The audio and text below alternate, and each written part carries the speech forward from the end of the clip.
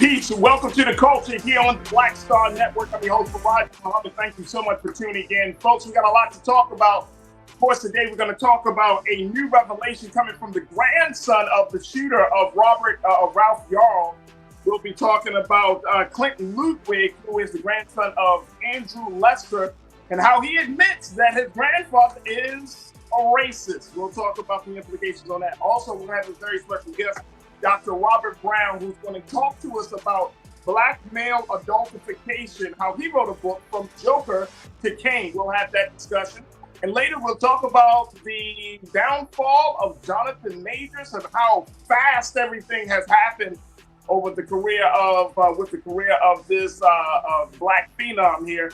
We'll have that conversation and a whole lot more. Stay with us. It's the culture here on the Black Star Network.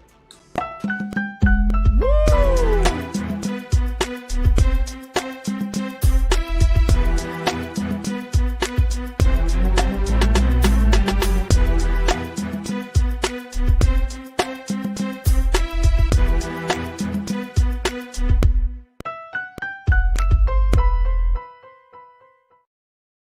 All right, folks, welcome to the culture here on the Black Star Network. I'm your host, Farajii. Thank you so much for tuning in and being a part of the conversation. Folks, let's jump right into it. Happy Friday, first and foremost.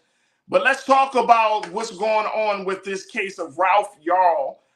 The case continues to unfold in new development. And the latest development is an interview that was done by his grandson, by the grandson of the shooter, grandson of Andrew Lester. And we're going to be talking about Clinton Ludwig, who did an interview on CNN where he discussed what happened, how he expressed his empathy and to the Yarl family and to little brother Ralph, and how he admitted, folks, that his grandfather has quote unquote racist tendencies.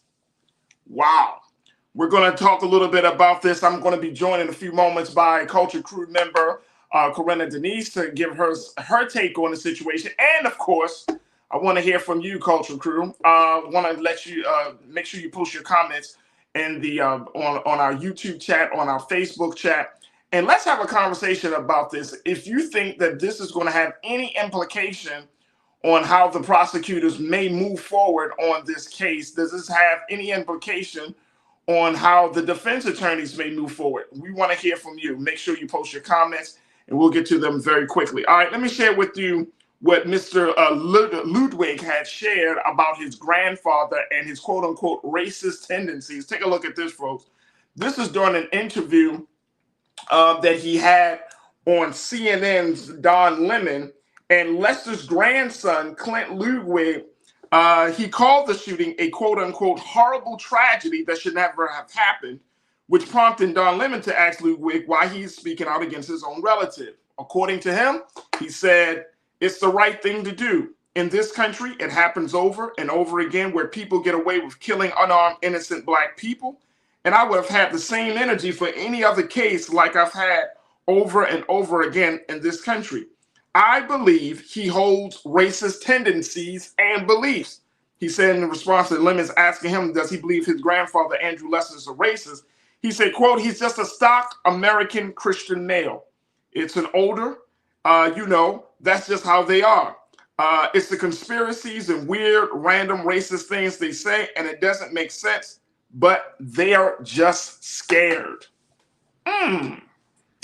They're just scared. Okay, let's see how this situation plays out. Let me bring in Culture Crew member Corinna Denise, who is an educator. She's also a college admissions advisor. And I want to get her take on this as we talk about this whole thing and how it may play a big part in the case against Andrew Lester. Corinna, good afternoon. Happy Friday. How are you feeling? Peace, Farajii. Happy Friday. Feeling peace, okay. Peace. Let's talk about Andrew Lester. More importantly, his grandson, Clint Ludwig, making this, just dropping this bombshell. Now, this is a case that the prosecutors said they will see if race played a motive in the shooting of little brother Ralph Yarl, but it still hasn't been made clear if they're going to move forward in prosecuting it as a hate crime. Now, with this coming out, And I know you're not a lawyer, Corinna, but do you think that this is going to help or hurt the case against Andrew Lester? I feel like that's a big if question, Yeah, right? yeah. How much impact will it have? I mean, it might have. I'm so ambivalent about it. I feel like maybe it'll be taken into consideration, but I honestly don't think it'll have a very big impact. But I hope I'm wrong about that, and maybe we'll be surprised. But we've seen over and over again in these types of cases that it just doesn't go in our favor as quickly as Mr. Lester was charged. He was released on bond. It didn't seem like his bond was very high, for him to be able to get out so quickly. I remember reading somewhere that I think he had fled the area initially after he was taken into the police station or whatnot. So there's always something, some little odds and ends there. So I hope it has an impact. I mean, it says a lot. And I think his grandson speaks to that younger generation who are up and coming, and they're just not as tolerable of all these other things, and they're kind of pushing back on it. But yeah, I strongly doubt that if Ralph Yarl was a white male, 16-year-old, that he would have even held out his gun. There may have been like communication or exchange there, but that didn't happen. But yeah, Farajii, I mean, I hope it would play a part, but I don't think it's going to be significant. But I do hope I'm wrong. I hope you're wrong too. Let's talk to the crew. Let's get their take on this as we talk about this latest development in the case against Andrew Lester, and as we continue to talk about what happened to little brother Ralph Yarl. Janelle, thank you so much for checking in and kicking us off this afternoon. You say, quote, an 84-year-old white man in Missouri would definitely have been brought up racist. The fact of the matter is there's a lot of work folks still have to do today. Acknowledging it is most of the battle. Yeah, the question becomes whether he acknowledged it himself or whether somebody else acknowledged it. And I'm right there with you, Janelle, that it's huge if a white person who has grown up around racism and has embraced that as a child and maybe as a younger adult, and then over time has decided, you know what, this is not who I am. I do know this doesn't, fit into my values. Therefore, I'm not going to continue to perpetuate these beliefs. That's one thing. But you're talking about an 84-year-old man who couldn't even, let's keep this in perspective, Janelle and Corinna, he couldn't even admit to the fact that he shot the boy. Right. He pled not guilty, if I'm not mistaken. Right. Now, that might be a legal move just to say, hey, that might be a legal move. But I remember reading, and this report could be wrong, but I remember reading that when the police showed up on the scene, he's denied even shooting him there. So it's like, well, okay, so the gun just magically appeared out of nowhere, and this little brother shot himself in the face. Okay. Yeah. So it's we are at that place. But I do agree with you on this point, Corinna, where you said that there's a generation of younger white people in this country who are sort of kind of like pushing back. And I know that for Clint Ludwig, if you listen to the interview he did, it was a little bit of some hesitation. Like he did not want to denounce his own grandfather. And it has to be a hard thing to do. But when a circumstance like this happens, a tragedy like this happens, it's hard to just say, well, he didn't do it. And I would imagine he's also going to get some backlash. So I would think from the family or from the family, friends, like, why would you do this to your grandfather? So it takes someone, who has some integrity to stand in it when it's right, even if you're standing alone. So I think it was brave of him to come on and even have that interview with Don Lemon on CNN and to say those things about his grandfather. I'm sure it wasn't easy, but like we're at a turning point where it's happening so much that it's like, okay, maybe that was the impetus for him to speak up. And it's just an unfortunate situation that now it's actually one of his family members who he has to come on and speak of this matter. But it's necessary. And we need to have more people like the grandson show up in that way to push back. Right. That's very true. Very true. Tiana, you checked in. You said race was definitely a motive. Talking about Andrew Lester, he needs to be held without bond. That was attempted murder. I don't know why they didn't charge him attempted murder though, Corinna. I'm not surprised, Farajii, to be honest. I feel like they'll always seek out maybe like the least charge per se, like the lowest charge that they can go. But I think it definitely turned into an attempted murder at the very least when he shot Ralph the second time. You Right. know, if you're going for a motive of, let's say we're under the pretense of self-defense, right? So you shoot once, but it's like to, I guess, put down the person, right? How many times do you have to keep shooting? And this is what we keep seeing, even from police officers. It's like they just shoot round after round after round. Like someone's riddled with bullets. I can't move, and you're still shooting at me. So yeah, I think attempted murder would have been justified, but I certainly wasn't expecting that charge. I have to be honest. I'm not surprised that he was already out on bond. I mean, it took all of social media and all the pushing and all the pressuring, right? Just for him to get the arrest, but he's already out. You know, if this was reversed, we know we wouldn't have seen that happen. And then add to that, you know, to Jane L's point, you know, an 84-year-old white man, given where he lives, definitely grew up with those racist beliefs and tendencies. But then add to that, modern day Fox 4 News, who's just stirring up the pot, and they're really creating a sense of fear, you know, which Roland talks about all the time, white fear, in this country. Yeah. And we're seeing that just boil over now, more and more and more. It's like every day you turn on the news, there's a new incident with someone shooting someone in the name of self-defense, and they're absolutely, absolutely. And it's interesting that Clint, the grandson, mentioned that in the interview. He said that his grandfather watches Fox News all the time. He obsesses over the information and the content from Fox News. So here's what I'm thinking that the defense may do if it goes to a trial. The defense may try to put on the fact that he's 84 years old. He's taking in Fox News, and he was, quote unquote, in a moment of fear and some level of insanity because he has been exposed to some racist, you know, ideology. I feel like they're going to probably try to land this on Fox News. They might try to land this that he was temporarily out of his own mind. Like he's not, that he wasn't competent to this whole situation. So, you know, it's important that, you know, that people have some sense of leniency and compassion. And I think they're going to try to play on that. I think they're going to try to play on it. They're always going to try and play off the emotions of right. the people in the audience and like, oh, he's an older man. And, you know, maybe, I don't know if he lives alone and he was scared, blah, blah, blah, blah, blah, blah, blah. Like, I've kind of already mentally prepared myself for what's about to come out of that.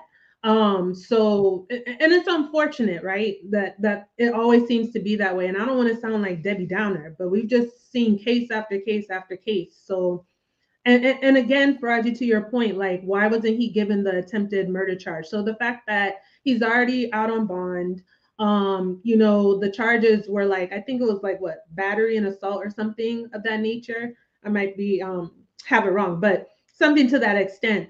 They weren't, you know, the justified charges. And I honestly don't think, you know, the charges brought against Mr. Lester were under the pretense of, well, what can we actually charge him for that might actually get like a conviction? Yeah. You know, in that sense, it's kind of just like the privilege per se. Like, let's just try and get it down as much as we can. So yeah, it's really unfortunate, but yeah, I think you make a good point. They might just leverage. They might know it. Hey, they might take it from the. My man Keenan checked in and said, "Look, they might take it from the devil made me do it to Fox News made me do it." Yeah. I mean, and that temporary insanity too might come up. I wouldn't doubt it. I don't put nothing past anybody nowadays, so I would not doubt it. Folks, we got to take a quick pause. When we come forward, more of your thoughts around this as we talk about Clint Ludwig, the grandson of Andrew Lester, the shooter of little brother Ralph Yarl, and sharing that he admits that his father has racist tendencies and taking in all this information. What's your take on that? Join us in a conversation and stay tuned. It's The Culture here on the Black Star Network.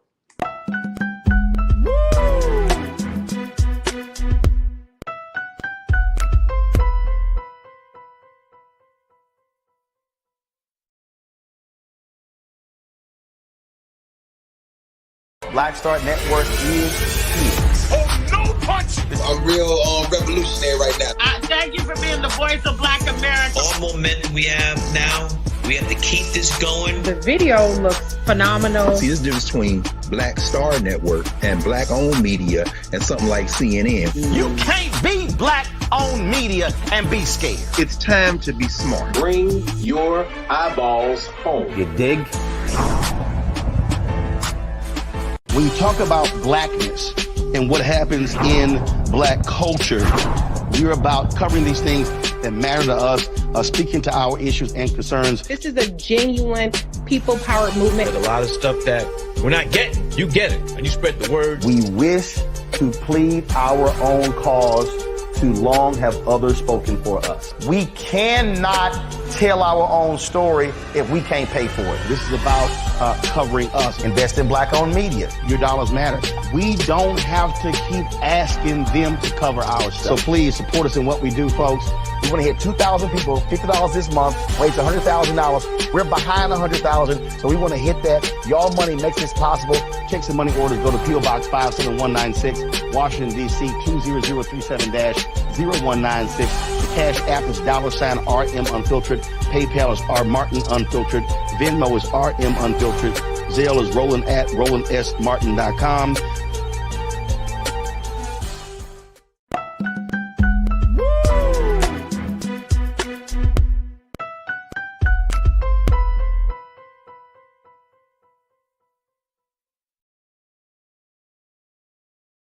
All right, folks, welcome back to the show. We've been talking about the latest development in the case of Andrew Lester, the 84-year-old white man who shot 16-year-old little brother Ralph Yarl for simply knocking on his door.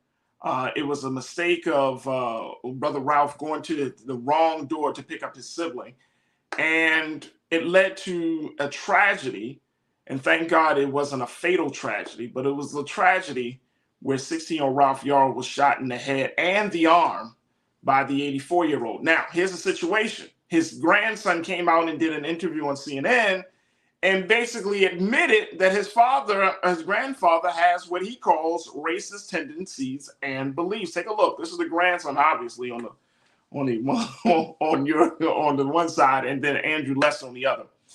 But he admitted that he has been consumed, that he does have this very, very tainted, narrow view of the world, and essentially that he's a racist. But the question becomes, how much of this will be a part of the prosecution against Mr. Lester? Will this hold up? Will this interview help or harm the case against Andrew Lester? We will have to see. Now, I've been joined by my Culture Crew member, Corinna Denise, who is an educator and advisor, college advisor.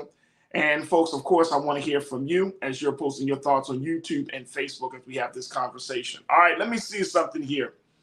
I want to share something that Brother Roland put in his book, because Corinna, you talked about it, his book, his latest bestseller, White Fear. Let's put this at the bottom here, Keenan, around what Brother Roland had said about white fear in his book and why it's important for us to even have a conversation like this. He says, why is it so important to understand?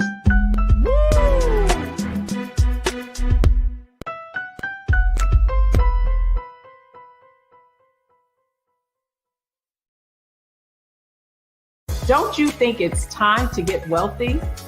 I'm Deborah Owens, America's Wealth Coach, and my new show on the Black Star Network focuses on the things your financial advisor or bank isn't telling you. So watch Get Wealthy on the Black Star Network.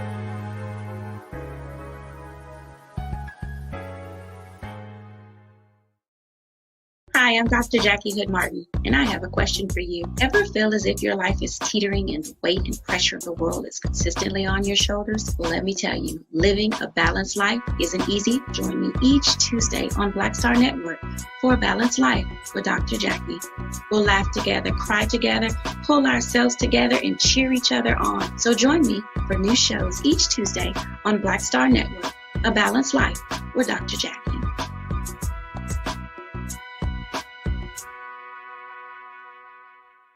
Pull up a chair, take your seat.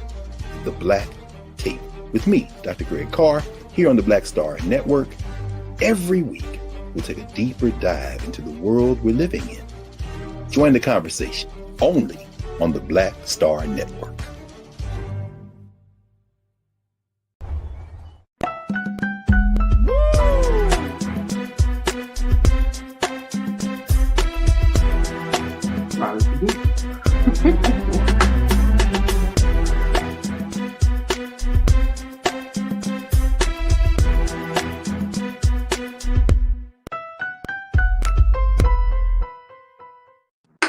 All right, folks, welcome back to the show. Let's try this again.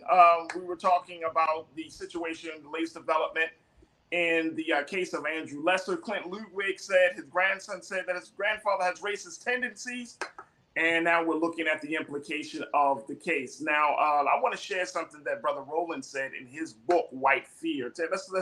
Let's post that if we can, Keenan. This is coming from Brother Roland's bestseller, White Fear, the book. Make sure y'all pick it up if you haven't had a chance. But he said, why is it so important to understand white fear without proper understanding of the of this level of insanity, the pulsating insanity, and the history behind it? Folks, there is a pulsating insanity in this country. He said, we will continue to be blindsided every time white fear inevitably rears its head. This is from our founder, Brother Roland Martin, in his book. So we're looking at a situation, folks, where it comes up, but if we don't address it, it's going to always be a problem. Let me bring back Corinna very quickly. Corinna, what's your take on that? I mean, is that a great synopsis of what we're looking at this point? Yeah, absolutely. Absolutely. We need to understand it so that we can identify it, because it continues to rear its ugly head. I mean, it's just fair. You know what this makes me think about, Farajii? I don't know if you remember this movie called The Village. I think it came out maybe almost 20 years ago, M. Night Shyamalan. And I remember it was like this Amish style community, and they were kind of still living without electricity and all these things. And they had all these like monsters that the people feared. And like a young man gets sick in the community, and his girlfriend is going to find the medicine. And at the end of the movie, you find out that they're living this way. It's by choice, but the people, the community, they're controlling them by fear. They had no idea that there was like hope on the other side. Like, you don't have to live without electricity. Like, you know, it's all good. But they were controlling them with fear. And that's what's happening today. They are so fearful. And the thing that I find to be so ironic is, it's like, especially when it comes to Black folks in this country, knowing our history here, all over the world. You know, we built the country, we've served the country, we saved the country each and every time, right? It's like they fear us so much, but it's like at the same time, they can't even live without us. It's the most, I feel like things would just fall apart if we really did like a great migration back to Africa or somewhere else per se, right? But they fear us so much. So this 84-year-old man that I think they're going to paint and make him look like he's vulnerable and he was scared, and, you know, he lives alone and he just needed to protect himself. You know, we're going to see that. I definitely think that's going to play out in the courtroom, how they're going to describe him to justify this murder. Yeah. I'm sorry, not murder. Thankfully, Ralph Yarl is alive. Shoot, I got you. Yeah. You know what I mean? But yeah, I think Roland summed it up excellently. Like, that is the justification of white fear. And it's like, this is how they move, because it's like, he sees this young man on his porch, and it's like, he didn't see a human being, or even much less a kid. You know, there wasn't even an exchange of words to say like, who is it? I think you have the wrong address or the wrong house. He literally just shot him, and then you shoot him again. So, you know, but they're gonna definitely paint a pretty picture. I'm sure his defense attorneys, like I said, I just don't see it going in our favor, because he's already out on bail. The charges aren't what I think they should be, what many of us think they should be. And I don't think the charges rendered were under the pretense of this is what we could actually get a conviction of. I think it's just a matter of privilege here to be. I agree. Young Sikh, you checked in, bro. You said, to me, the rarity is not that someone has a granddad that is racist. It's that a grandson has this level of honesty, perspective, and can separate his identity to that of a patriarch enough to speak to it. I'm glad. I agree with you there, Young Sikh, that at the end of the day, this young man decided, you know what, I'm going to say something to go against. And look, let me just say, look, folks, we are living in that time. Remember, I've had conversations with y'all about, You know, if you got certain type of individuals in your families that are a pariah to the community, you know, that we all going to have to find that inner strength to be like, you know what? I got to do something. I got to speak out. I can't just continue to protect you and preserve you and to try to hold you back from any consequences. At this point, you are a problem. And I think that's the place that we need to go. This country is never going to get better. Our cities, our communities, us as a people, as human beings, we're never going to get better if we allow madness to continue, or if we don't shun those individuals, even though they may be close to us, their family members and all of that stuff. But if you know that they are a real problem, then you got to call a spade a spade. Exactly. You got to call a spade a spade. And I think that's the problem with that's part of the growth and maturity that we are lacking right now in the culture, that we're not saying enough and speaking out. And you mentioned this earlier, Corinne, as we close out. You mentioned that there needs to be more young white people. And I believe there are a lot of young white people in this country who are saying, you know what? I'm not with the racism. I'm not with this talk. When you saw in the summer of 2020, with all of those demonstrations and marches, those weren't just black folks out in the street. Those were young white people in the street. That's right. So that's the situation. Pauline, real quick, you said I don't care how old this man is. Look how old Bill Cosby is. Facts. If he was that scared, why did he even answer the door? I'm just saying. Oh, she said answer the door. BS. Facts. Absolutely. So we're going to have to see, Corinna, how this whole situation plays out. And more importantly, does this interview, this kind of like personal insight from a grandson, how much will it weigh on the prosecution's case, and how much will it weigh on the defense? And to Pauline's point, he wasn't scared because he already had that gun in his hand. That's why he already got the gun in his hand. He already got the gun in his hand. All right, folks, look, we got to take a quick pause. When we come forward, let's talk about this a little bit from a different angle. I want to have a conversation with one black man, Dr. Robert Brown, who's going to give us some insight about this idea of adultification and how black men, young brothers like a Ralph Yarl, has been adultified in society. And what does that mean? How does that affect our relationship and our view of black men and young black women? Stay with us. That conversation is up next here on The Culture on the Black Star Network.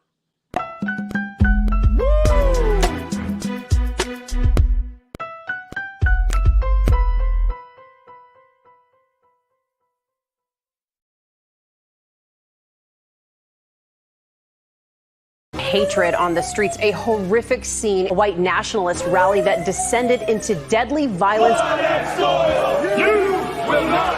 White people are losing their damn minds. As an angry pro-Trump mob storms the U.S. Capitol, we're about to see the rise of what I call white minority resistance. We have seen white folks in this country who simply cannot tolerate black folks voting. I think what we're seeing is the inevitable result of violent denial. This is part of American history. Every time that people of color have made progress, whether real or symbolic, there has been what Carol Anderson at Emory University calls white rage as a backlash. This is the rise of the Proud Boys and the Boogaloo Boys. America, there's going to be more of this. Here's all the Proud Boys, guys. This country is getting increasingly racist in its behaviors and its attitudes because of the fear of white people. The fear that they're taking our jobs, they're taking our resources, they're taking our women. This is white fear.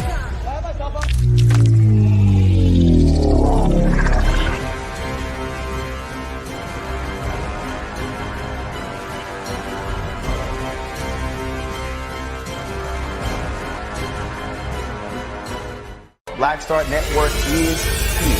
Oh, no punch! I'm real revolutionary right now. Thank you for being the voice of Black America. All momentum we have now, we have to keep this going. The video looks phenomenal. See, this difference between Black Star Network and black-owned media and something like CNN. You can't be black-owned media and be scared. It's time to be smart. Bring your eyeballs home. You dig?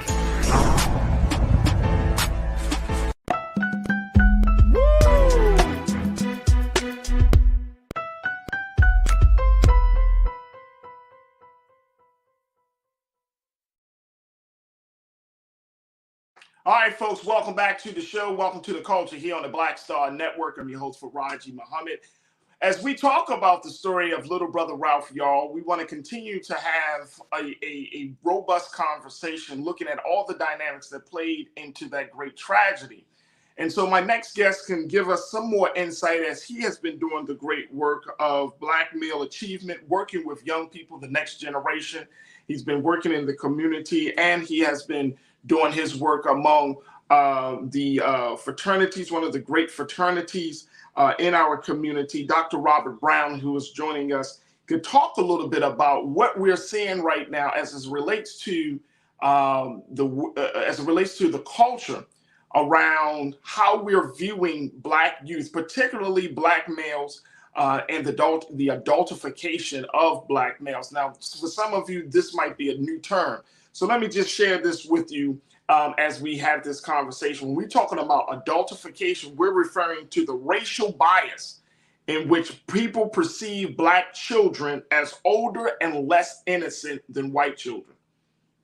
Y'all ready for that? Take a look at this. This is coming out of ABC News. This is showing us, based on the latest set of research that is shown as we talk about Ralph Yarl, has shown that people often perceive young Black males as bigger and more physically threatening than young white males of the same size. Studies also found that Black children are more likely to be seen as adult-like, less in need of protection, and perceived as angry when they're not.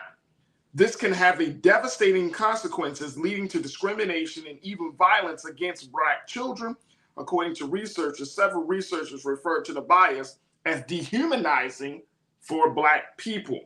All right, I want to, and there's the story there, folks, talking about this level of adultification. And as my brother Robert Brown is doing the work that he is doing, I thought to myself, we need to have some discussion about this, because this is something that I think it speaks to volumes about where we are in this country. If we can't look at the fact, have a very real conversation about where we are, more importantly about how we're looking at the next generation, how we're going to talk about progress, how can we talk about making any type of gain if this is the case. All right, let me bring my brother in, Brother Robert Brown, and of course we're still joined by my sister Corinna Denise, one of our culture crew members. And Brother Robert is a writer, men's development coach, college professor in Southern California. And again, he has over 25 years of experience in education, but he's also he's also the former West Coast Regional Director and current Executive Board Member of Groove Phi Groove Social Fellowship Incorporated. And so we're so happy to have him joining us for this conversation this afternoon. Brother Robert, thank you so much for your time. How are you, dear brother? Hey, I am excellent. I appreciate being on your show, Farajii. This is an awesome show, and it's a very, very much needed topic. Absolutely, absolutely. We're going to also be having my sister Corinna joining us in a few moments. But Brother Robert, I want us to start off with talking to you about this level of adultification that we're seeing right now. Because you work with young people you work with really all ages. You work with teenage boys, you work with young men coming out of college and into their adult years.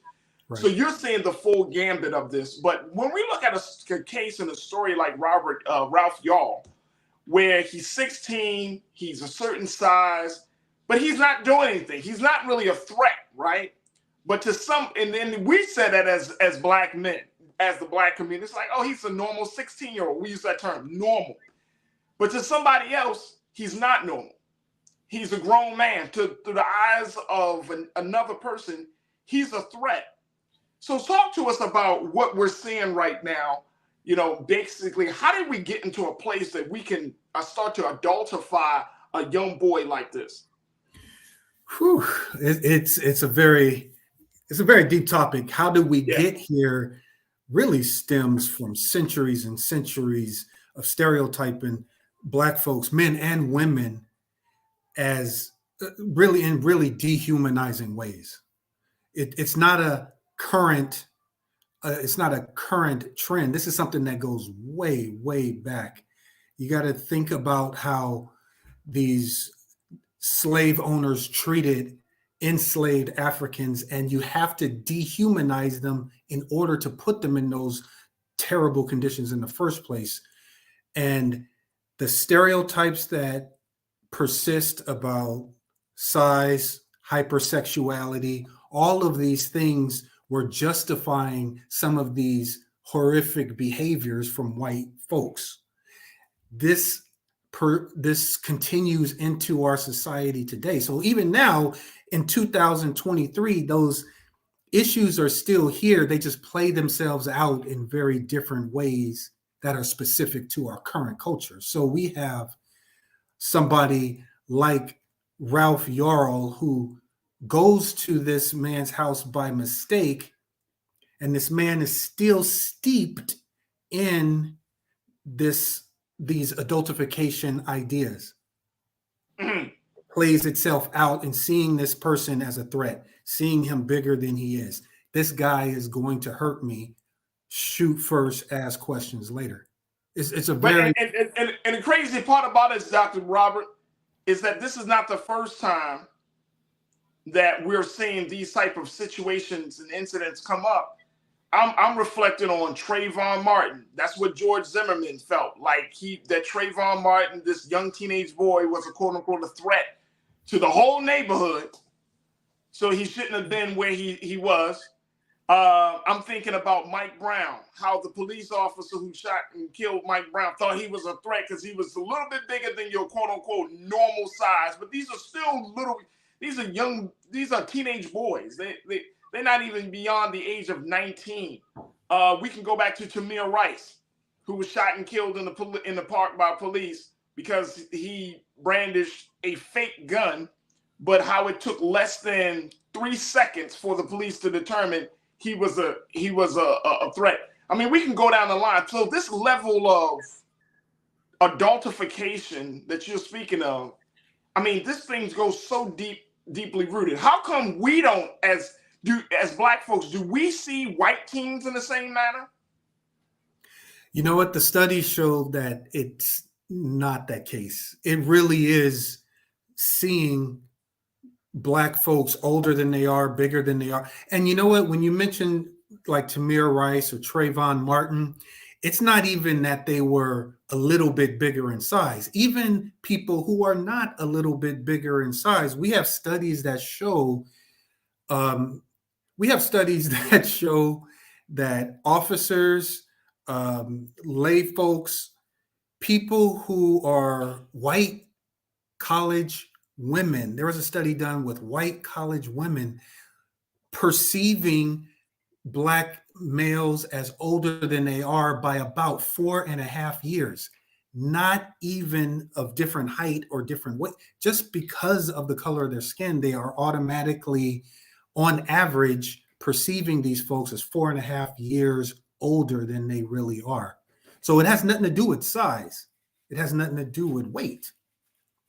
It really is that perception. It really is that internalized bias of, and I want to say it is not only Black boys. We have to take care of our Black girls as well, because great point.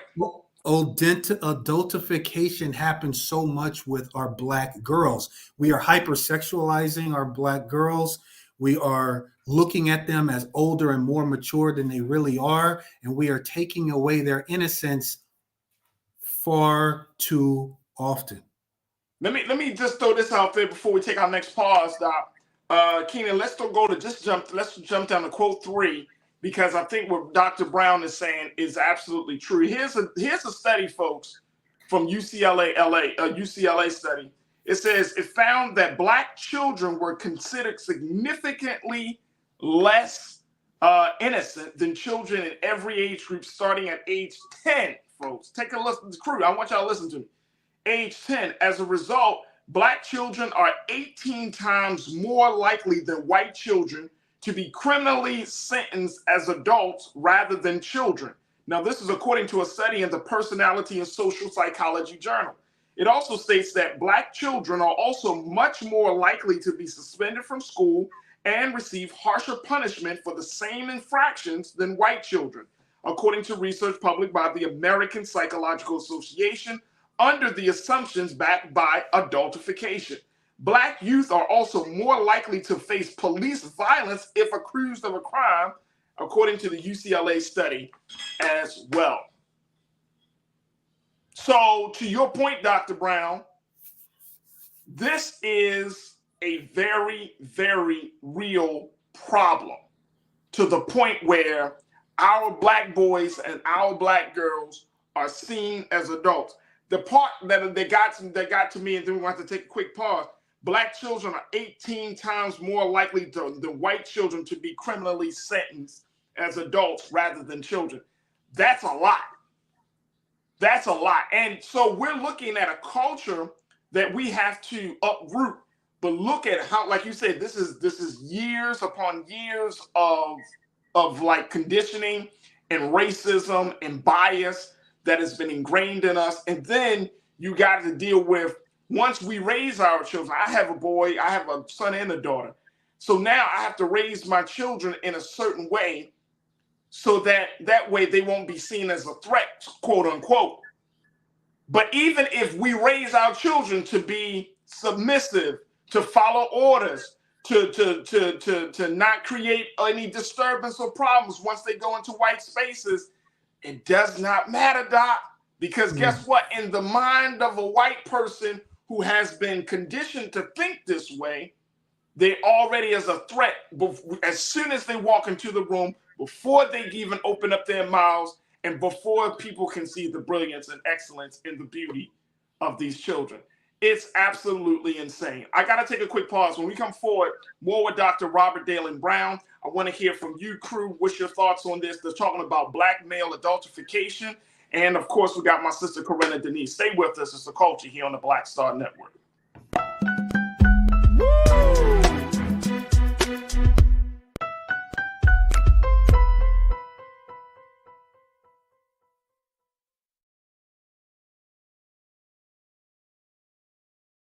Hatred on the streets, a horrific scene, a white nationalist rally that descended into deadly violence.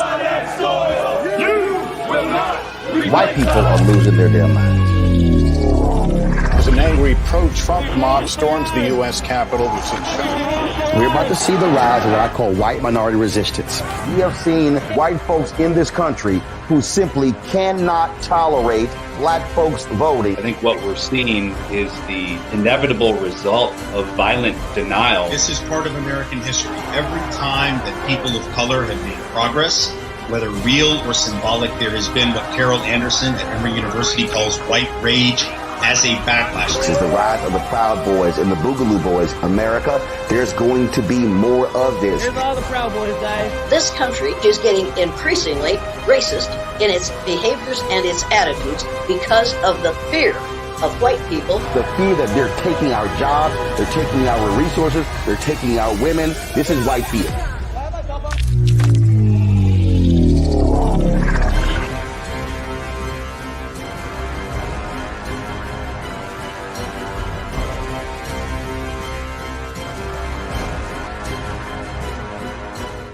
Black Star Network is here. Oh, no punch! I'm real revolutionary right now. Thank you for being the voice of Black America. All momentum we have now, we have to keep this going. The video looks phenomenal. See, there's a difference between Black Star Network and Black-owned media and something like CNN. You can't be Black-owned media and be scared. It's time to be smart. Bring your eyeballs home. You dig?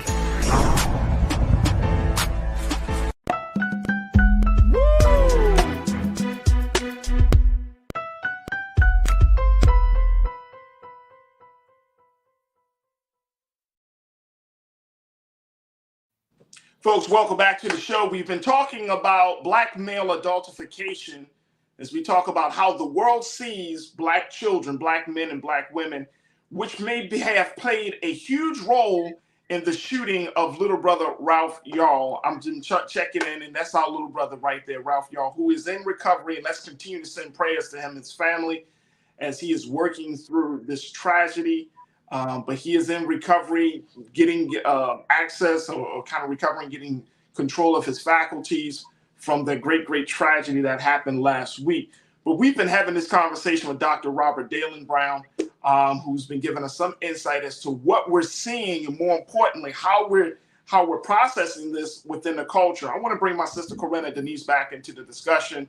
As a woman who works in the space, she's been an educator, Dr. Brown. She's worked in the schools, and now she's working with college students. Corinna, how do we have these conversations with Black men? And of course, as Dr. Brown said, and of course, based upon the research, with Black women, that kind of prepares them for how the world sees them. You know what I mean? I remember, just very quickly, I remember when growing up, I would often hear Black parents say this to Black boys and Black girls. If y'all grew up in the 80s and 90s, y'all know, y'all probably heard this. The world don't see you the way I see you. And I remember hearing those words and having my, listen to my friends' parents saying those words to me. And I was thinking to myself, what does that mean? You know what I mean? As a child, you're like, what are you talking about? I'm a child. What do you mean the world don't see me as a woman? Now it resonates. Mm-hmm. And that was back in the 80s and 90s. We're talking about 2022, 2023. So how do we get this message to Black children, Black youth, that the world don't see them the way we see them?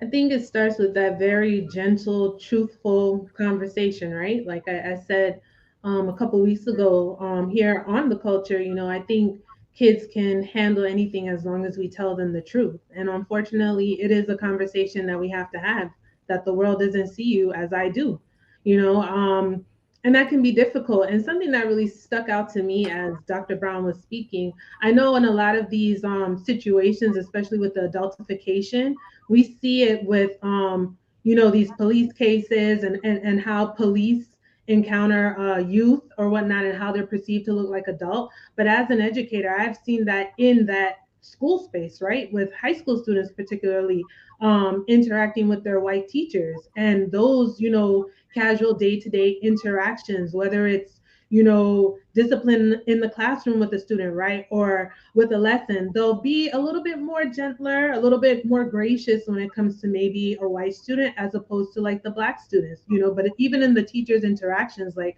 how they might describe a student or speak and the manner in which they talk about them, you can already see that they have this perceived view. Well, she's too fast, she's grown, because again, to the point that we're talking about, that Black adultification. So I've even seen it in those spaces. So, I'd also like to ask Dr. Brown, how do we navigate that in the educational space? Because it's one thing when, we're outside, but, there are children who are subjected to this, on a daily basis, like one wrong move. And it's like the teacher is just the way that they might discipline that student or go about speaking to them is sometimes significantly different than if it's a white child. And I have to be honest, I have seen that from like white colleagues and in those spaces that I've been in as an educator. That's a great question, Doc. Well, a lot of times we talk to our children and we try and have these conversations with our children so that we can prepare them to be safe, happy, successful. But at the end of the day, when it all comes down to it, those students are children and they are not responsible for that classroom. It really boils down to the training that is given to those people in power. And in a classroom, in that enclosed space, when the rubber meets the road, it's the teacher in that classroom with the students. And it's that teacher that needs to be well trained. It's that teacher that needs to be taught what institutional and systemic racism looks like so that they can be aware themselves of what they are doing in that classroom. We can do all the talking we want with our students, and that's true. We should be talking with our children. But if no one is talking with those teachers, if no one is talking with the people who are in power, then those people in power are going to continue to perpetuate a lot of these dangerous, pervasive stereotypes. So Dr. Brown, and I'm glad Corinna brought this point up.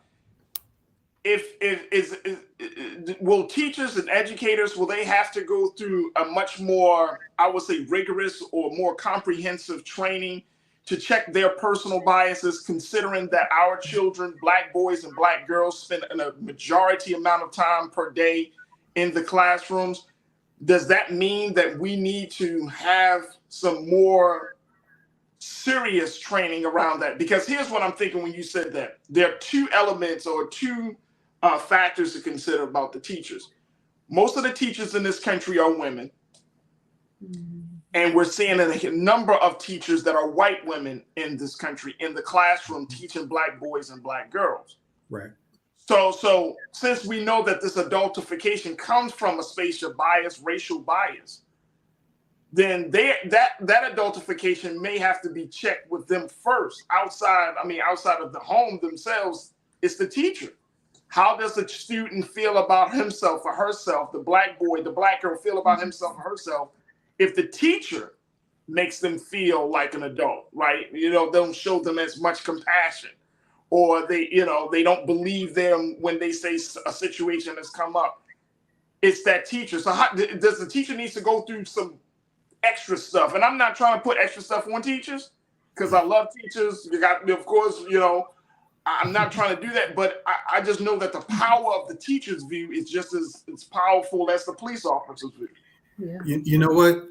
The short answer to the question is yes. The short answer to the question is yes, and let me tell you why.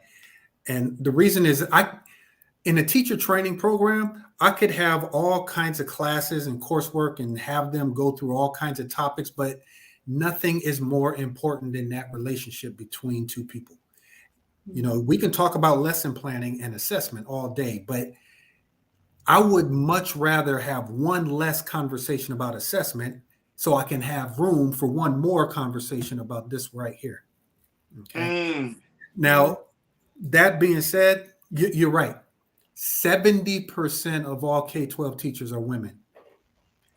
Of those 70%, the majority are white women. And you have, 2% of the teaching population are Black men? 2%? Right. There's a representation issue here. There's a training issue here. There is a power dynamic issue here. And it is not only in education. We see this with the justice system. We see this with healthcare system. There was a study that was published right before the pandemic in 2019 that was looking at adultification of Black patients receiving anesthesia. Black children are less likely to have their parents present in the room when inhalation induction was taking place. Wow. They were. This study was published in 2019. It's not that long ago, and it's not. We're talking in medical field where we are hoping that people are treated well with care.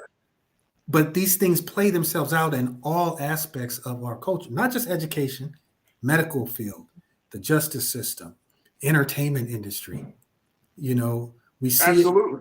We see it all over the place. It's very, very pervasive. Absolutely. Look, I got to take a quick pause.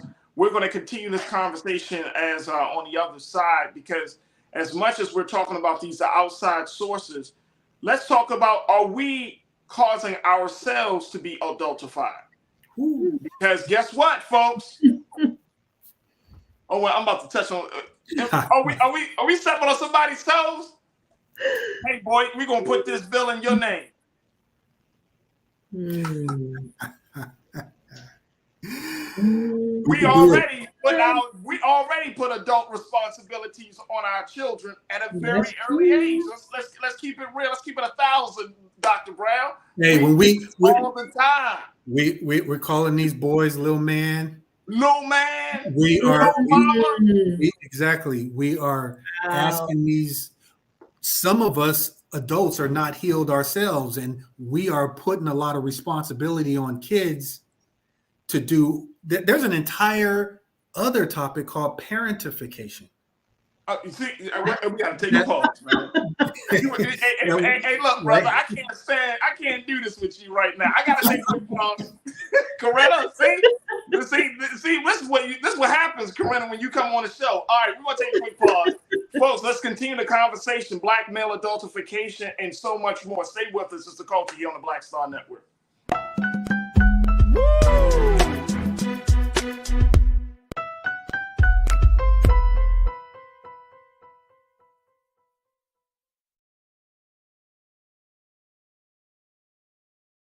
Folks, Black Star Network is here.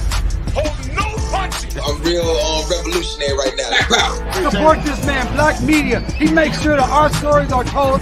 Thank you for being the voice of Black America, Roland. Stay black. I love y'all. All momentum we have now, we have to keep this going. The video looks phenomenal. See, there's a difference between Black Star Network and Black-owned media and something like CNN. You can't be Black-owned media and be scared. It's time to be smart. Bring your eyeballs home. You dig? Pull up a chair. Take your seat. The Black Tape. With me, Dr. Greg Carr, here on the Black Star Network. Every week, we'll take a deeper dive into the world we're living in. Join the conversation only on the Black Star Network. Hi, I'm Dr. Jackie Hood Martin, and I have a question for you. Ever feel as if your life is teetering and the weight and pressure of the world is consistently on your shoulders? Well, let me tell you, living a balanced life isn't easy. Join me each Tuesday on Black Star Network for a Balanced Life with Dr. Jackie. We're all impacted by the culture, whether we know it or not. From politics to music and entertainment, it's a huge part of our lives, and we're going to talk about it every day right here on The Culture with me, Farajii Muhammad, only on the Black Star Network. I'm Deborah Owens, America's Wealth Coach, and my new show, Get Wealthy, focuses on the things that your financial advisor and bank isn't telling you, but you absolutely need to know. So watch Get Wealthy on the Black Star Network.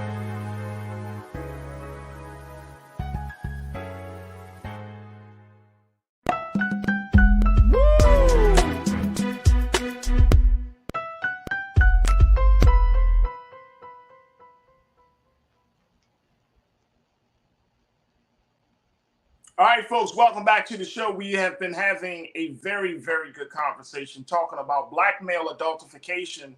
This is the bias that is often used to taint the view of how we see black men and black boys and black girls, where we try to put them in a space of being adults when they're still children. A bias that has caused great destruction and dehumanization of our children in the community. I've been having this conversation with Dr. Robert Dalen Brown, who is an educator. He's an author, and he's been doing some work around this. He actually has a book called Joker to King. And this is a book where he looks at black male development, talking about how do we groom the next generation from seeing themselves from a place of powerlessness to being in a place where we can call them king. I'm also joined by educator and advisor Corinna Denise, an online culture crew member, and of course by you. I want to bring them both back into the conversation here, because Doc and Corinna, the big thing is that I think the adultification starts at home. I think the adultification starts at home. I think that we only give black children like 5 or 6 years to be children, man, and then after that, it's like, all right, well, you're on your own. By the time they're 10, they get adult responsibilities. We're putting so much on them. I have to, and this is something, and I think any one of us, those who are conscious or not conscious, and I'm using this word saying that those who know better and those who don't, but those of us who are conscious, like, I don't know about y'all, but I have to intentionally, consciously remind myself that my son, who is 9 years old, about to turn 10 in June, is a little boy. Mm-hmm. I'm gonna admit to that. You know what I'm saying? That I have to be like, you know what? He is 9, so he gonna do some. He gonna be silly. He gonna be goofy. He gonna knock stuff over. I gotta give him space to be a child, right? And I think that is something that a lot of us, and crew, y'all, if y'all honest with yourself, it's a hard thing to do in the Black community, because it feels like our childhood has been ripped, not by the white man or some system. It's been ripped sometimes by our own family members, Doc. Like, we couldn't grow up. We couldn't make no mistake. We couldn't be a child. And I tell my son all the time, son, don't grow up so fast. Enjoy your childhood. So are we putting ourselves in a position to be adultified by the world outside of our home? Doc, You know what? I think both are happening simultaneously. All right. There still exists in white America that racial bias that still exists. At the same time, sometimes we are internalizing some of those same stereotypes, but we're also not healed ourselves. You know, we do things, we put undue responsibility on our kids because we need help. You know, we put undue responsibility on our kids because we think they're ready for it. The world is going to do this to you. The world is going to do that to you. So I'm going to get you prepared. And then all of a sudden we stop talking to them as kids and we start talking to them as these young adults. Children are not little adults. We need to remember that children are not little adults. Children are children. Adults are adults, and they are very, very different. They have different developmental needs, different vocabularies, and we need to talk appropriately to our children. You know, I'm going to still give my kids chores. They're age-appropriate chores. They're still going to have kid things to do because they are kids. And we need to, you know what, you're right, Farajii, we need to remember this in our own homes. We need to be conscious of it. And it does take some intentionality on our parts, right? And Dr. Brown, I just want to piggyback off what you said. It really made me think about, so a couple of years ago, usually like my 11th grade students, as I'm preparing them for college and things like that, I'd always set all of them up with like some sort of summer internship. And I remember one of my students specifically saying to me, like, Miss, I appreciate everything that you're doing, but she was like, I can't work. My mom, I work for her. Like, basically her responsibility, her summer's not for her to do any internship or any college prep. She has to watch all of her siblings, her brothers and sisters, run the errands. And, you know, I've seen this so much, and I know parents also need assistance, but you also see where the kids are really like weighed down with all that adult responsibility. And it does come out in their interactions with you as the educator or the counselor that they see on a daily basis.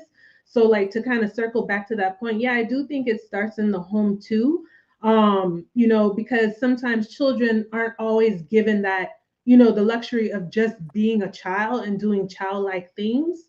And they do have to take on these responsibilities early enough. Like I know someone else, another student of mine, who she could not wait to go to college. She was definitely leaving the state. She wanted to get away. She was like, I'm done trying to raise my siblings, you know, it's me time now. Like, I want to get my education. But all that to say, yeah, I do see where it has affected students that I've worked with personally, where they've just been taking on all these responsibilities and they don't have the luxury to just be a child. So in a sense, you know, it kind of like grows them up maybe quickly. They're a little bit more independent. You know, the world, they have been exposed to things in the world where maybe in some retrospect, they can't even be considered a child anymore because they've been exposed to all these things. And then it plays into the other side with, you know, what we're dealing with, white supremacy and in that realm, right? Where how they're, you know, look to be adultified per se. So it kind of like is just like a catch-22. So like, how can we as educators and parents, you know, make sure that we're stepping on that fine line to have like that conversation, like the world doesn't see you as I do, but that those children know how to navigate and still have that space to just be a child and not feel pressured or feel guilty for, like, you know, just being themselves, being that teenager and being goofy and having fun and being so serious with those adult responsibilities, you know? Well, you know what? I'm going to go back to something that you said earlier. You used the word luxury twice. You said these kids don't have the luxury to just be children. And you're right. It is a luxury. It is a privilege. And it speaks a lot to some of the institutional inequities that we have in our society. You know, if we're asking our kids to help us because we need help, because we can't afford to hire another employee, or I'm an adult and I'm a parent and I'm working 2 jobs and I need my oldest to look after the youngest because I can't afford childcare, I can't afford babysitting.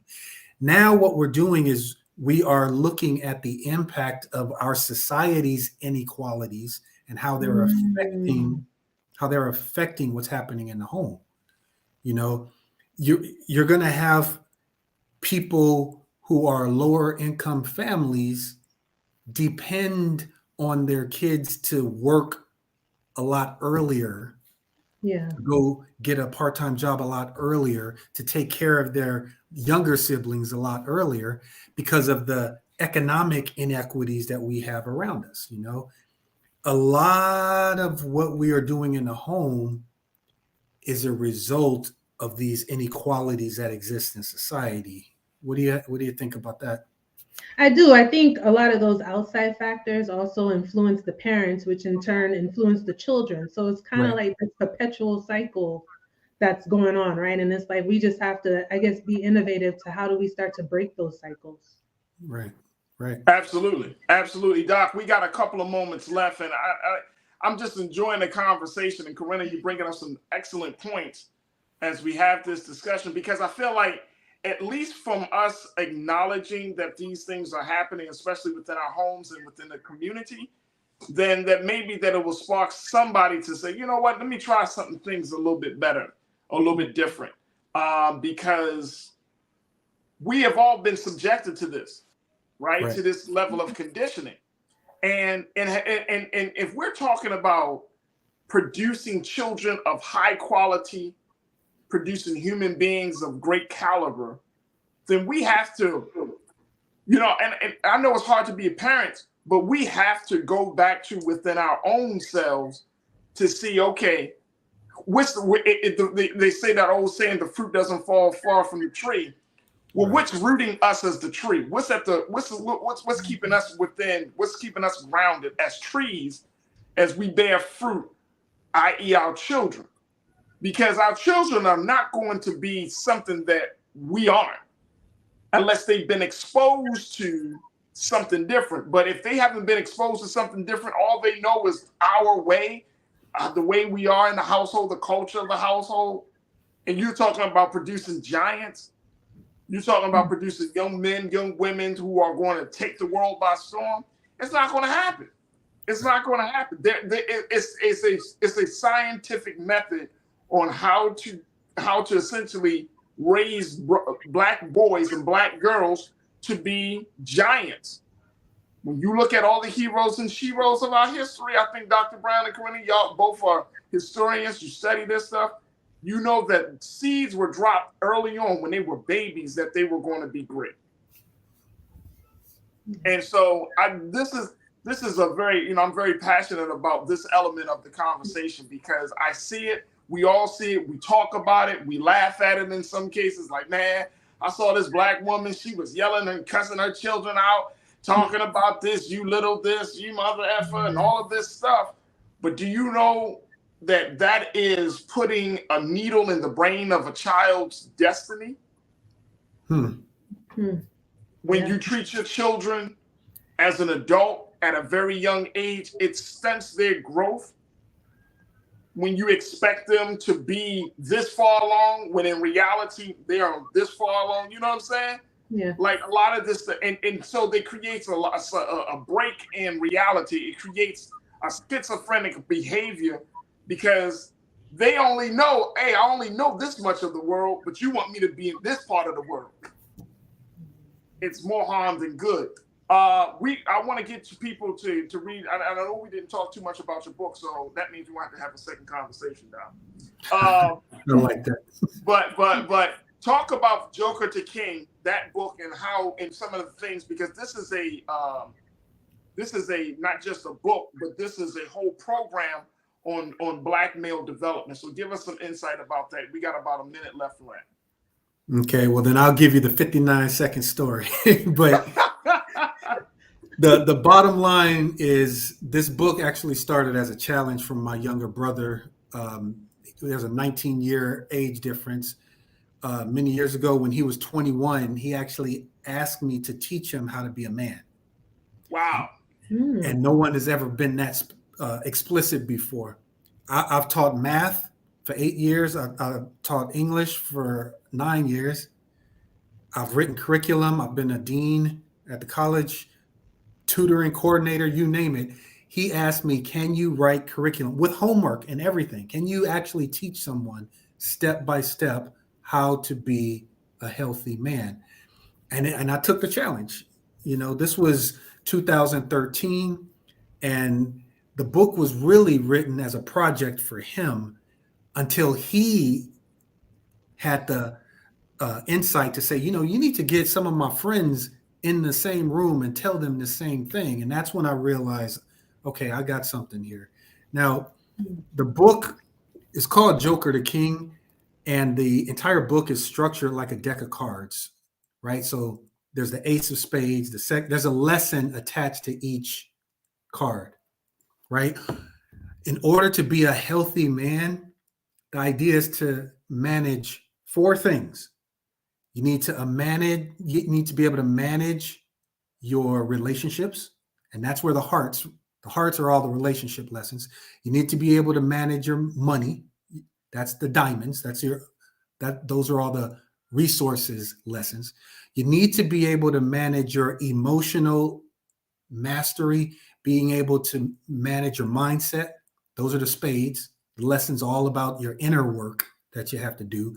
And then you have to be able to manage your way in the world. You know, how to buy a suit, how to travel, how to cook, how to be anti-sexist, the relationship between men and violence. Those are the clubs. And the idea is there are 52 cards in a deck. There are 52 weeks in a year. The idea is to move week by week, card by card, and you're building what healthy manhood looks like 1 week at a time, moving from that joker to being that king. I will never look at a deck of cards the same. Right? Exactly right. That is, I'm going to just say that is absolutely brilliant, brother. Brilliant concept. And I'm telling you, Coretta, I will never look at a deck of cards the same way. I'll be like you play, you play spades. Be like, what you got? See, I got 2 futures and 1 destiny. Well, hey, it goes even further. Somebody said the same thing to me, so I created a deck of cards with the lessons on the cards. So while you're playing bid, whist, and spades, you're looking at the lessons. Golly. This is about to be a movie. Dr. Brown. This Come is on, about man. to be This a Black movie. excellence too much on Friday. And you know those teenagers love to play cards. So there you go. I'm not playing. Oh, come on, man. Come on. All right. Hey, look, Doc, very quickly. I'm serious. We got to bring you back on, brother, because I Yes, love for sure. what you bring into the conversation. How can people pick up your copy of Joker the King? It's available on Amazon, but you could also go to jokertheking.com. jokertheking.com. There's a podcast, website. There's even a link to ask for advice. There's an anonymous advice column. There's a course. We even have the YouTube video channel. So anything related to Joker the King, you type in the words Joker the King anywhere, you're gonna find us. There it is, right there. Dr. Robert Dalen Brown, author, writer. He's been working in the space of young people, Black male development. He's been working in the education space. He works with one of our great fraternities. Brother, thank you so much, Doc. It has been an awesome pleasure and privilege for joining us for this conversation, a much needed conversation, but you got something very, very special, and I'm so happy that you shared it with us here on the Culture on the Black Star Network. Hey, I appreciate it. Likewise, this show is special. So I appreciate being on this show. I appreciate you, and thank you for being so good for the culture. There it is right there. All right, folks, we got to take a quick pause. When we come forward, let's shift gears and let's talk about a black man who is in some hot water, Jonathan Majors, talking about the controversy and the quick downfall of his career. Have you ever seen anything like this before? Folks, we're going to check in with Corinna Denise and Nira Muhammad. Stay with us. It's The Culture here on the Black Star Network.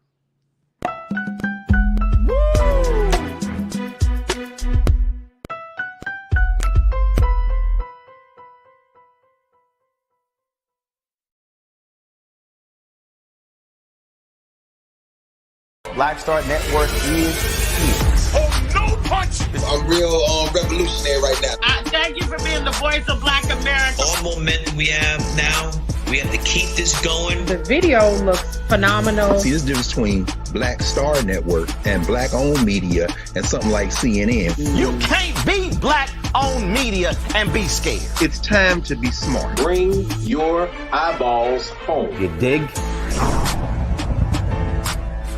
When you talk about blackness and what happens in black culture, we're about covering these things that matter to us, speaking to our issues and concerns. This is a genuine people-powered movement. There's a lot of stuff that we're not getting. You get it, and you spread the word. We wish to plead our own cause. Too long have others spoken for us. We cannot tell our own story if we can't pay for it. This is about covering us. Invest in black-owned media. Your dollars matter. We don't have to keep asking them to cover our stuff. So please support us in what we do, folks. We want to hit 2,000 people, $50 this month, raise $100,000. We're behind 100,000, so we want to hit that. Y'all money makes this possible. Check some money orders. Go to P.O. Box 57196, Washington, D.C. 20037-0196. The Cash App is $RM Unfiltered. PayPal is R Martin Unfiltered. Venmo is RM Unfiltered. Zelle is Roland at RolandSMartin.com.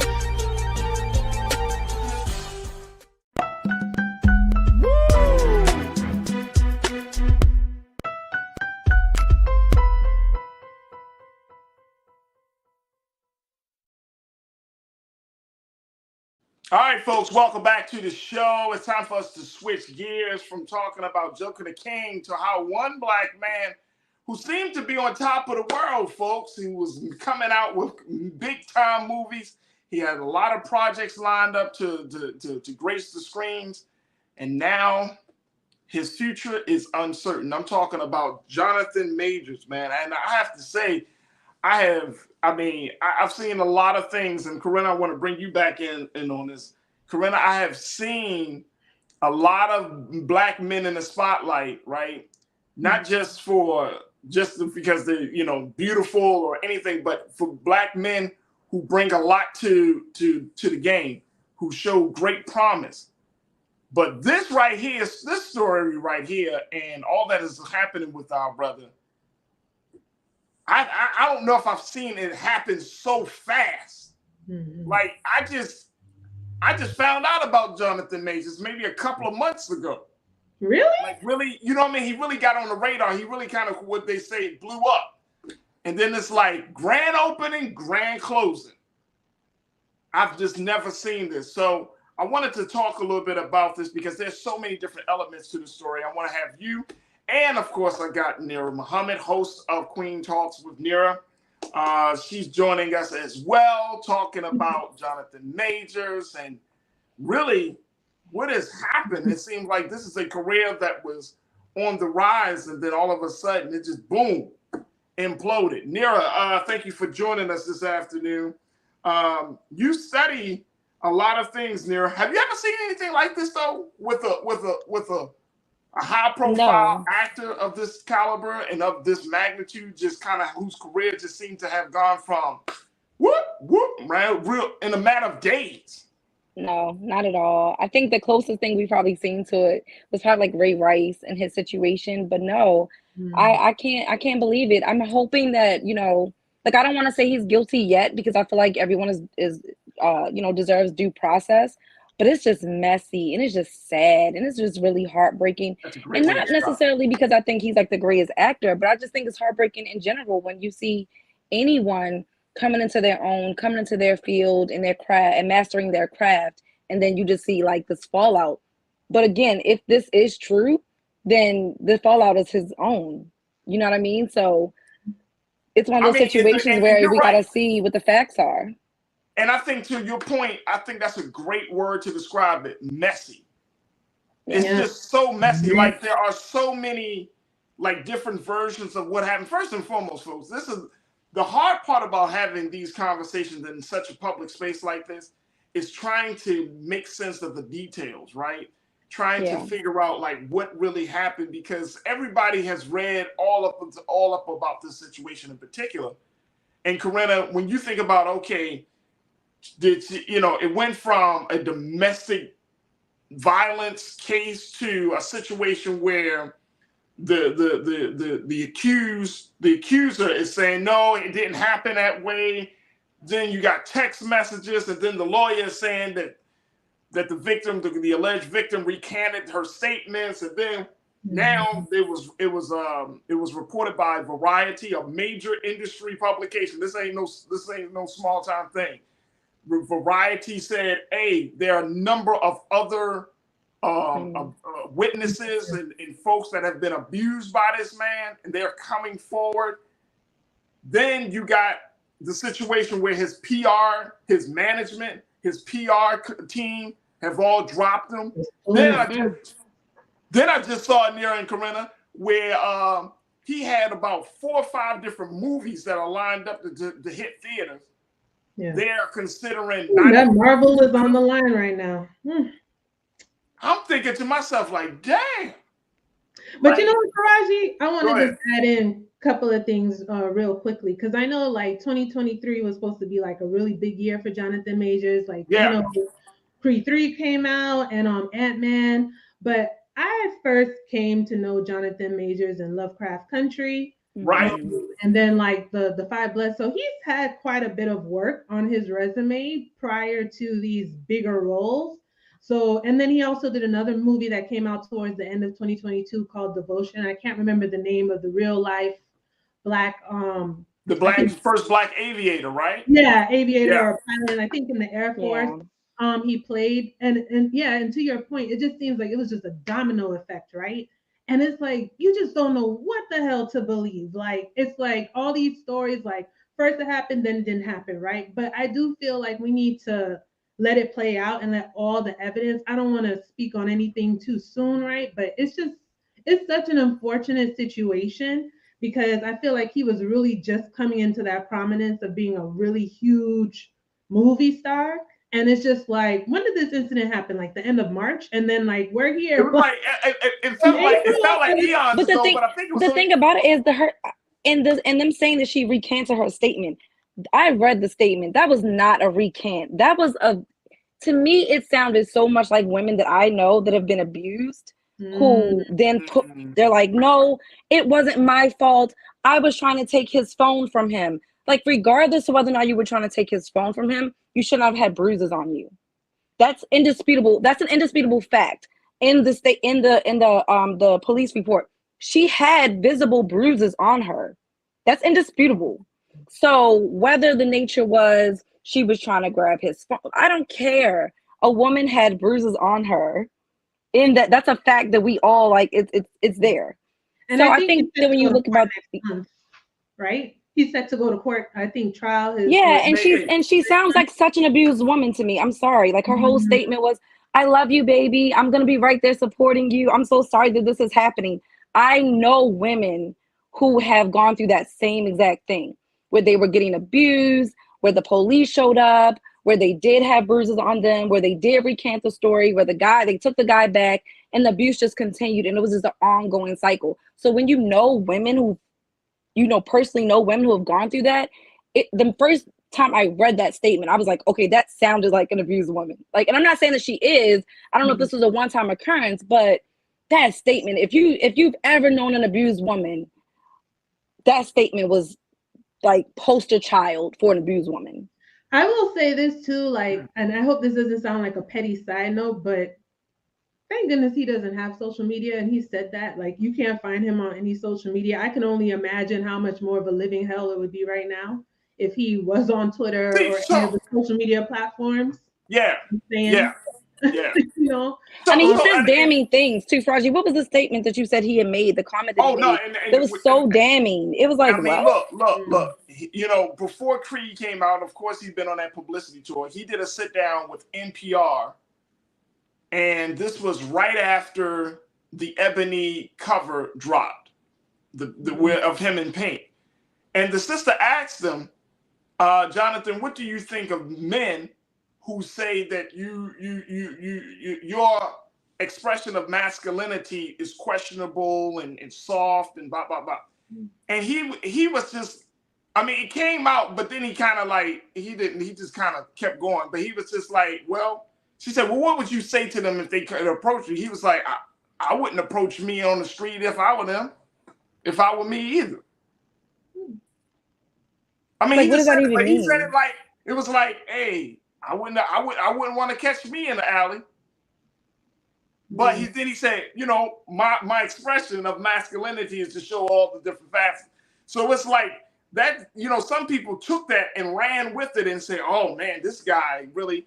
And he said himself, like, there's another, he did another interview where he said, quote, I'm not with the effery of the industry. Carissa. I appreciate that. So like there is an authenticity that's there that he is not going to be one of these black men that is going to bow down. And I don't think we know a lot about the brother. And I'm not saying that in a way of like he's crazy or he's dangerous, but I just don't think we know too much about him. And he said it's been very strategic not to have his private life out there. Like a lot of us didn't know that his girlfriend was white. We probably didn't even know he had a girlfriend, right? But she's his ex-girlfriend at this point. But that's what the lawyer said. The lawyer said this is his ex. But it just goes to show, and he said that he grew up in Texas. He went from, I think he grew up in like a military family, you know what I'm saying? So he's been exposed to some things. That's why the Army called on him to do their ad. But he's been around his mother. His mother drove something, but he had some dark things that have happened in his life, which all of us have had, right? But when you're dealing with a black man who was put in this space, who became, if y'all think about this on a cultural level, he became like this poster child of what black masculinity looked like over these past few weeks. Yeah. Prior to this incident, you associated Jonathan Majors as this newfound black. Uh-oh. We lost Farajii. Hatred on the streets, a horrific scene. A white nationalist rally that descended into deadly violence. White people are losing their damn minds.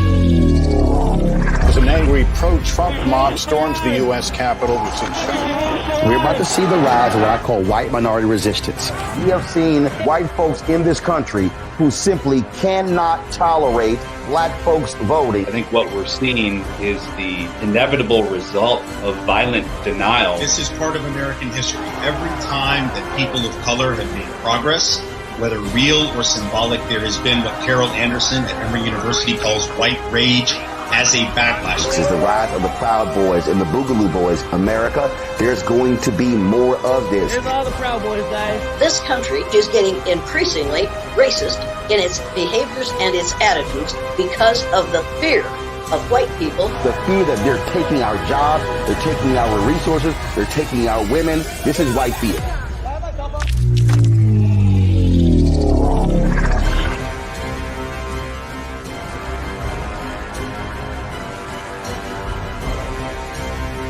We feel the hidden impacts of climate change that land harder in Black, Brown, and Native communities. Not many people talk about it because they clearly don't know our lives. But with President Biden's landmark infrastructure and climate plans, our issues are finally seen. Removing lead pipes means we know our water is safe.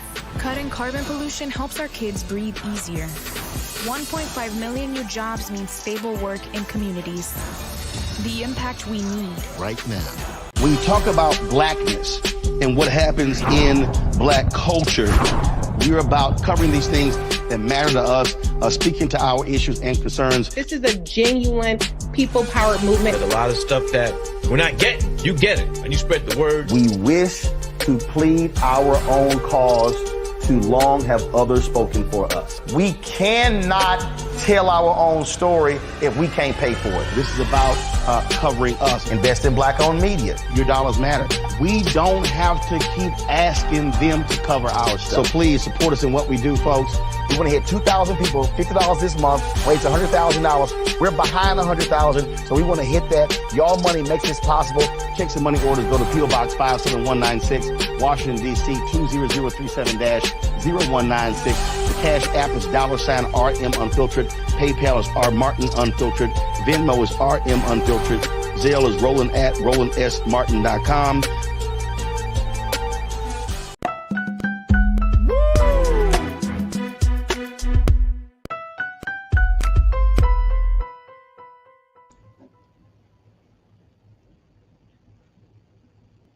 All right, folks, there we go. Right back in little technical difficulties. But as we were talking about Jonathan Major's career fallout, I've been checking in with Culture Crew members Nir Muhammad and Corinna Denise as we talked about this this fast breakdown of this black man, this black actor whose rise was meteoric in one sense and whose fall has been absolutely dramatic. Let me bring Nira and Corinna back into the conversation as we have in this. Yeah, I think that for him, he was like the symbol of black masculinity in 2023. You know what I'm saying? Like he was that guy, and now he's no longer that guy. And I think that speaks volumes. And somebody, I was reading a piece, Nira and Corinna, that somebody said, well, should Michael B. Jordan, how should Michael B. Jordan handle the situation? Because, of course, we know about the great bromance between him and Michael B. Jordan. And the fact that they've been promoting Creed for a year, so they've really created this bond, and then pictures of them and all of them hanging out at the Oscars and by all of this stuff. And the question was really asked, how should Michael B. Jordan handle this? He shouldn't handle this. Well, I would imagine they've talked about it. I mean, they've said that they're friends, right? But I'm sure they're discussing that behind the scenes. What is there to handle? This kind of came out after Creed was already released and they did all the promotion. Thankfully. Yeah, and I mean, at the end of the day, I'm pretty sure this was not talked about until it came out. Like, no man is gonna go up to his homeboy and be like, "Hey, bro, I just wanted to let you know, behind closed doors, I got a little anger issue. I like to hit women." Which you like, you know what I'm saying? Like, no one does that. I think Michael B. Jordan is gonna continue to do what he does, and I think that if you supported the film, like at the end of the day, Michael B. Jordan did direct this film, and it was written by Ryan Coogler, and there's a lot of other amazing people that were on this project. So no, I'm not going to cancel the project because it was not his project. He was on it, but it's not his project.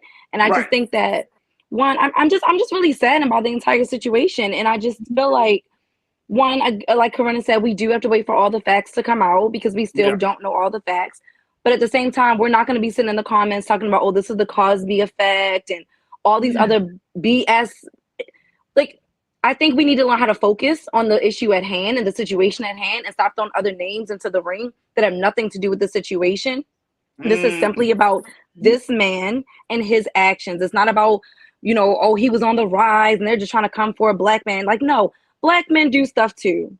I can speak from my own experiences of my abuses have been from black men. So don't tell me that it's because they were on the, you know what I mean? Like, it's just really, really silly. We cannot negate what happens to women just because of a person's job. I'm glad that you brought that up because that's the other component and the other dynamic of this whole discussion, which is, where some people say, here we go again. Right? Here we go again with another man possibly, allegedly abusing women. Here we go again. Let's stick to that narrative. Because that's all it is. I think too, what something you mentioned, Nira, like people throwing out the Cosby effect. I think people like to play the comparison game too much. And it just already convolutes the situation that we don't even know everything about. But yeah, I think it really makes me sad because it's just the timing, like everything is just so ironic, right? But we just won't know till till it plays out. And I feel like people jump ahead they just see a headline and they run with it.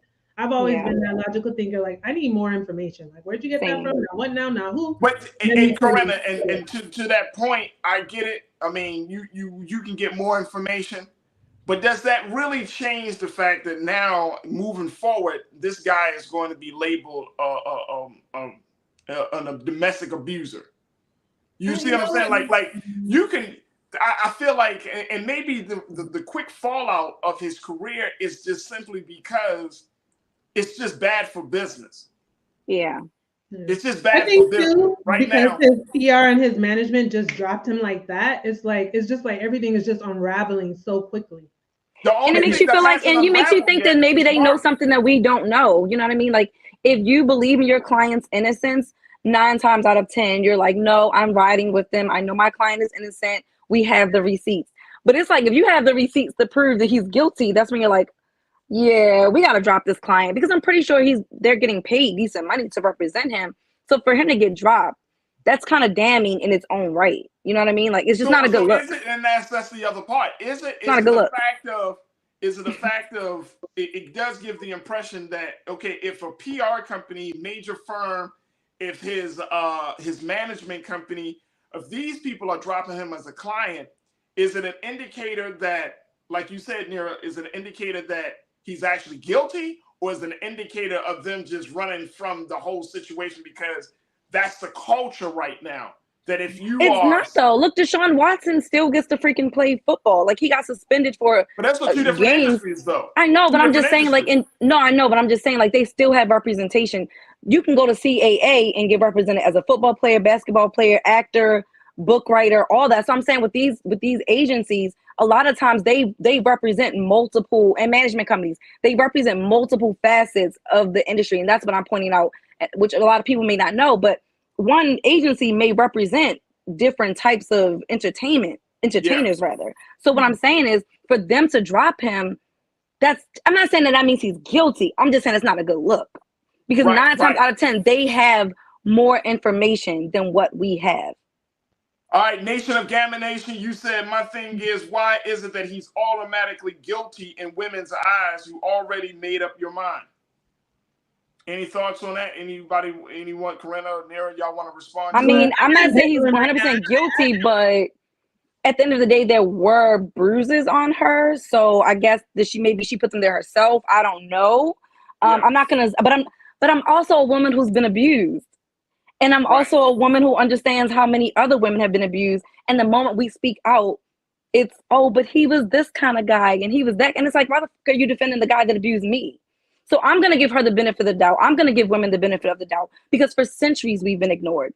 For centuries we've been abused. And I'm sick of it. And I'm sick of men getting the fucking pass on the back just because they're a fucking celebrity. Like, you guys can just go ahead with that. Corinna, that's a great point. Corinna, what's your take on that? I mean, I'm ambivalent right now. Like, I don't know if he's guilty or not guilty. Like, I can't just go based on what I see right now. But yeah, I mean, there's a lot of stuff right now that we just don't know. So I'm kind of ambivalent. I don't know. Right now, I'm kind of in the space like, damn, it sucks that it's happening. If he's found not guilty, like he goes to trial May the 8th, even if he's found not guilty, right, in the court of law, in the court of public opinion, how do you think that's going to play out? I think it's going to be tarnished. But you know what? I feel like we still have to kind of bring in the point of, I do know, there are a lot of folks who are like, oh my gosh, it's like the takedown of another Black man. But we have seen other white counterparts who have been involved in things. Maybe it's not necessarily domestic abuse, but they do tend to bounce right back, and they are extended a level of grace in their career, right? So let's say, to your point, Farajii, if he's exonerated or whatever, how is he going to be looked at, moving forward? Is he going to receive that same kind of grace? Is his PR and his management team going to be like, oh, you're exonerated of the charges, okay, we'd like to represent you again? Like, I personally don't see that happening, but I can think of a few white counterparts who have done some things and they bounce right back, like Martha Stewart. She cooking it up with Snoop. They had their little show, whatever, I think on VH1. That's a different thing. I mean, Martha Stewart didn't abuse people. Like, she went to jail. You know what I mean? Like, they always tend to like bounce back. I think Charlie Sheen though had some if I'm not mistaken. I mean, and his thing took a while though. Like he didn't bounce back. Like no, Charlie he Sheen went through like this. this. He actually got HIV. He got HIV. He had a whole lot of issues and it took a long time for him to. Yeah, like that was like he had a whole situation. But even like Johnny Depp didn't even like bounce right back. Like he was dropped from projects. He wasn't even able to be in like the final installment of Fantastic Beasts. So I feel like it's a lot of research and like, and I ain't gonna say research, but just kind of like knowing that industry to like know a little bit more if you're more of like a nerd on that side of things. But I don't care. Like that's the problem. We always comparing other people's situations. Like stop it. This is about Jonathan Majors. And I truly, truly do hope that he is innocent. I do want him to be innocent. I do want his career to bounce back if he is innocent. If that man is guilty, guess what, guys? He brought that on himself and it has nothing to do with him being Black. Like, let's take race out of this. This is a man who possibly, potentially, allegedly abused women. Not just one, because now we have multiple victims that have come forward. Not just one. Right. It was different when it was in the space of one. But now you got multiple women. So we just got to watch and see how it plays out.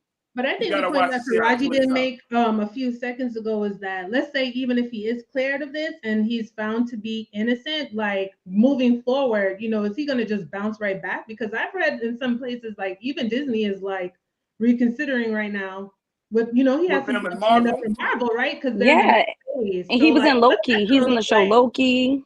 Yeah, I mean, so do you think that even if he's proven innocent, that he'll be able to just, I'll represent you again, like all that, whatever's on the table right now that could possibly be cut out, that won't be in danger anymore? Like, what's that going to look like for him? Because, will it be okay then? Is it reasonable that Brace does come up?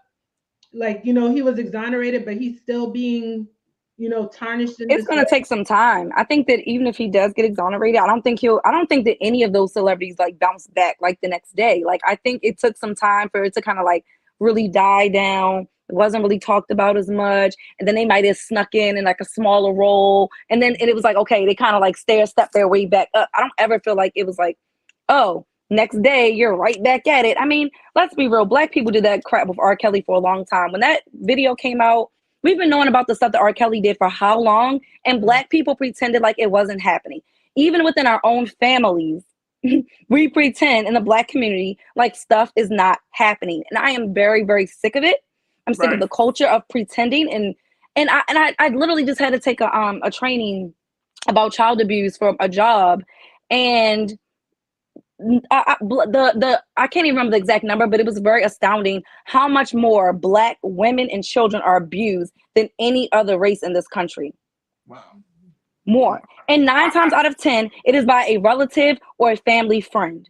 And it is, we are like more than, like, I want to say at least 4 times more likely than any other race to be abused.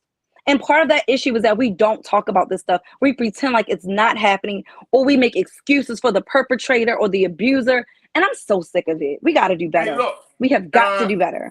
I agree. Vincent, you checked in and said, first of all, it's none of our business. Well, I do think it's our business because we don't talk about it. It's a part of our culture. How is it not our business when our dollars support these artists? Our dollars, we support these films. We support Disney Plus, which, he was on Loki. That's like where I kind of like got my first start from him, because I couldn't get into Lovecraft Country personally. But, you got these big opportunities, man, that a lot of people are auditioning for. Breaking out into this industry is not easy. And there are so many people that are auditioning and trying to get these same exact roles. So when you get that opportunity, don't squander it. If he's found guilty, whatever comes to him, he deserves, because he knew what his role was. He knew that he was in the limelight. He knew that he was becoming a celebrity. All these things, like, he knew. He's a grown man. Yeah. So, like, let's stop making these excuses as if he's like some 17-year-old boy who's like going through puberty and can't make up his mind or make decisions. This is a grown man. Yep. That's Corinna.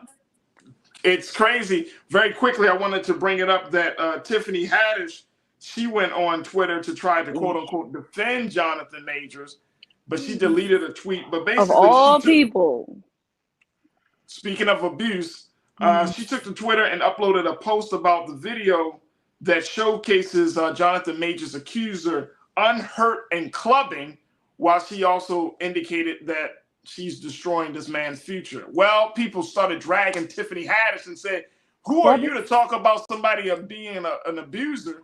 She didn't say he broke her ribs or broke her legs. Child abuse situation. You know what, Farajii? I saw that picture floating around too, but here's the thing. See, I think a lot of people, oh, she was in the club, but I'm like, in my mind, I'm like, well, when was the picture taken? Do you know if that was the same night? Thank you. You can't just Thank you. Conclusion that you see a picture, right? That's a great point. So this woman is supposed to be shut in the house now forever because she had an abusive situation.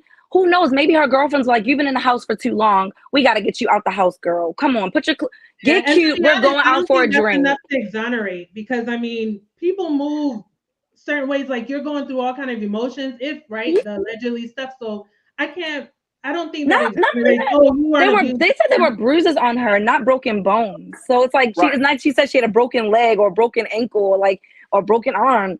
Like, who doesn't move around with a bruise? I'm not.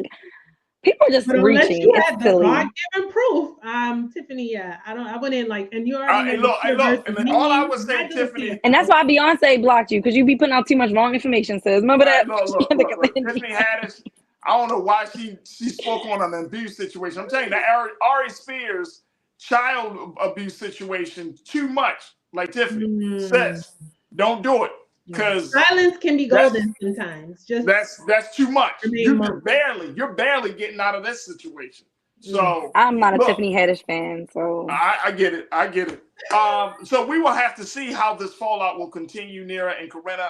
It's just so fast. I pray for everyone involved that it's really unfortunate. And if for those women who say that he abused, like, I'm with you on this one, Nira, that if he did it, he deserves whatever punishment. If he didn't do it, and they find out he didn't do it, that these were women that was just lying or whatever, they had a personal vendetta against them, then he will not lose my support. I will still support. I will still support. All right, Corinna Denise, I appreciate you, educator, college advisor. Thank you so much for checking in with us. Nira Muhammad, host of Queen Talks with Nira, and also an aspiring director of television. We appreciate you for coming on. There you go. There's Nira Muhammad and all her latest podcasts. Make sure y'all check her out on podcasts, where all podcasts are heard on various platforms. Thank you both for being so good for the culture today. Appreciate you. Thanks, Farajii. Absolutely. All right, folks, that's going to do it for us. I hope you had a great, enjoyed this week. I'm going to try to get some rest this weekend, man. I am tired. Y'all see my shirt, Boycott Mondays? Lord, this is one of them weekends where I wish that we could boycott Mondays. But I hope and pray that you enjoy your weekend. Make sure y'all support us here at Black Star Network. Go to our website today at blackstarnetwork.com. Download the app for free. Share the information and content.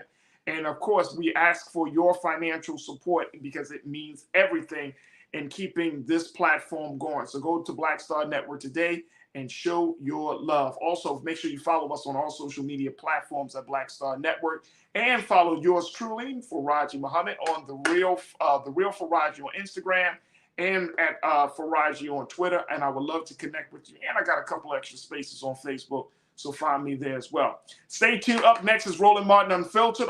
As always, never be afraid to challenge what's wrong. Stand for what's right while being yourself in the process. God willing, we'll reconnect on Monday for another exciting edition of The Culture, right here, exclusively here, only here, the Black Star Network. Have a great weekend, folks. Talk to you soon. Peace.